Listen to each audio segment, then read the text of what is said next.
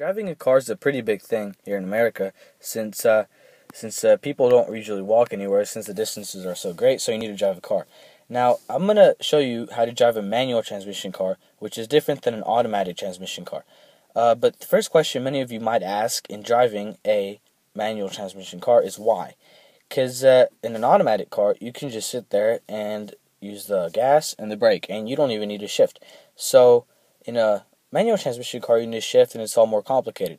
But if you think about it, if you drive a manual car, you have a lot more control over how and what gear the car's in, and you can use engine brake to slow yourself down. You don't have to resort to the actual brake.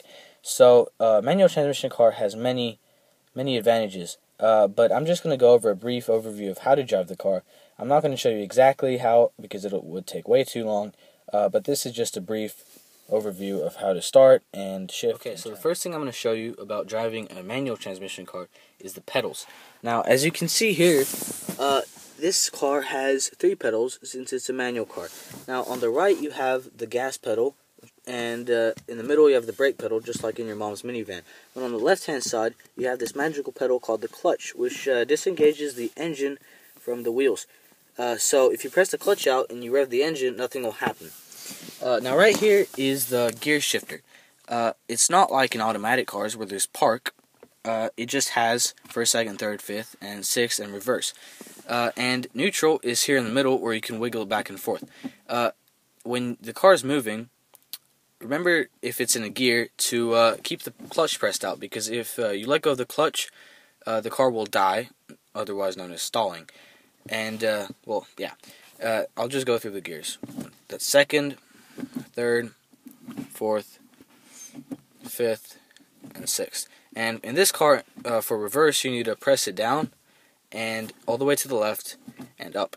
In other cars, it's just, it might be to the right, you might push an extra notch, or there's this little thingy that you pull up and then you shift it, but in this car you press it down and you shift it like that. Here's the handbrake, otherwise known as an e-brake, and this is to hold the car when you're out of the car and when the car's not running. You don't have to use the foot brake. This is a handbrake. Some of you might know this, but just bear with me.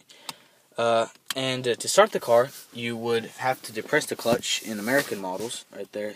So you see the clutch is depressed, and you would turn the key, which is down here. So you get the key, and you put it in here, and you turn. Now, Volkswagen has developed this, that it says depress clutch to start. So the clutch is depressed, and you turn the key, and it starts. Voila. So, and when the car started, you can put it in first gear and take off. So if you want to start the car, once again, you fully depress the clutch and you turn the key, like so, and you start it. And to start, you put it in first gear, because that's number 1, and then you release the handbrake, like this. Now, when you want to start rolling, you add a little bit of gas, as you can hear, and you release the clutch slowly. And when you hear the clutch start to grab, then you start to add more gas. And then there's upshifting, where you press the clutch out and you shift the gear, and then you let the clutch go again, and you start rolling, and then you go. And so you're going along fairly nice. And if you want to turn, then you brake a little bit if you don't want to turn too fast, and exiting out of the corner, you hit the gas. Now, and then I'm upshifting into third.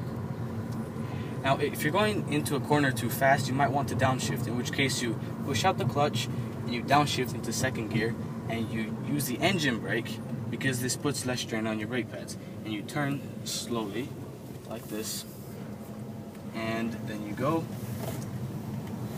And as you come out to the corner, you add more gas and you upshift. Now let's see what happens if you accidentally turn too fast. You got it right that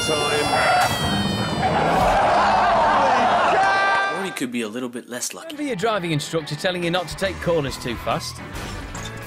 This is why.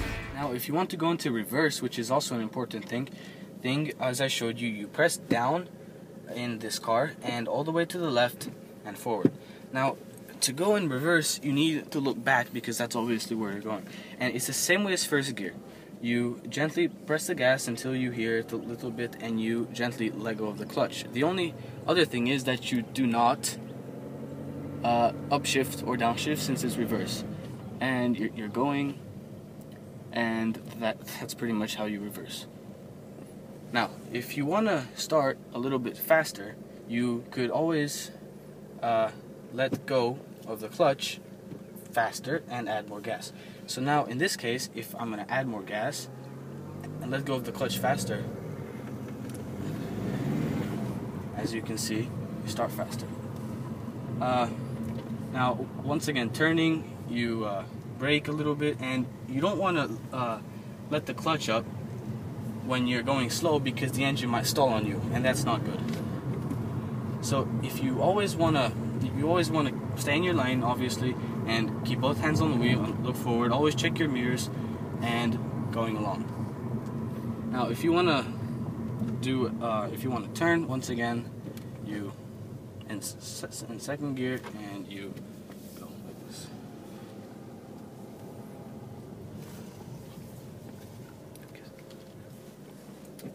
And once again, reverse. You press down, back, and you check to see where you're going. Always check your front nose too. So if you turn, you don't hit the mailbox in this case, but it could also be any other thing. So you turn out in reverse, straighten the wheel as you come out, and then first gear, start again.